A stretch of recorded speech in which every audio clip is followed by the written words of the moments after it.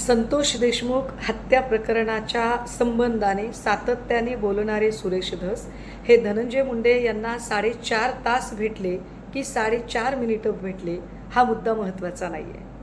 मुद्दा हा महत्त्वाचा आहे की या सगळ्या धामधुमीमध्ये सुरेश धस असं करूच कसं काय शकतात. कधी ते नाशिकला जातात, सोमनाथ सूर्यवंशी हत्या प्रकरणामध्ये पोलिसांना माफ करा म्हणून सांगतात, तर कधी ते अचानक धनंजय मुंडेंच्या घरी जाऊन भेटतात. ही संदिग्धता ते का निर्माण करत आहेत? या सगळ्या प्रकाराने ते बीडच्या जनतेचा विश्वास गमावत आहेत.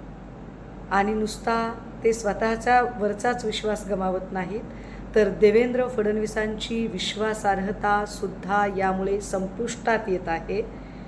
आत्ता आम्हाला असं वाटतंय की धस साहेबांनी जो सो कॉल्ड लढा उभा केला होता, तो लढा नसून फक्त आणि फक्त या निमित्ताने जो बीड जिल्हा संपूर्ण राष्ट्रवादीमय आहे, त्यात स्थानिक स्वराज्य संस्थांच्या निमित्ताने भाजपचा शिरकाव करण्यासाठी धस यांना मराठा नेता म्हणून एस्टॅब्लिश करणं आणि अगदी त्याच वेळेला देवेंद्र फडणवीसांची इमेज बाहुबली प्रस्थापित करणं, एवढंच त्यांना करायचं होतं.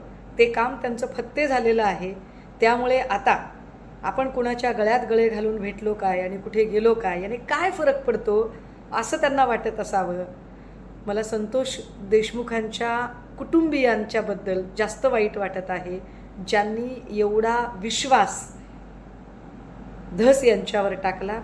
बीडच्या सगळ्याच, फक्त मराठाच नाही, 18 पगड जातीच्या लोकांनी जो विश्वास आमदार धस यांच्यावर टाकला, आज त्यांनी तो विश्वास मातीमोल ठरवला आहे.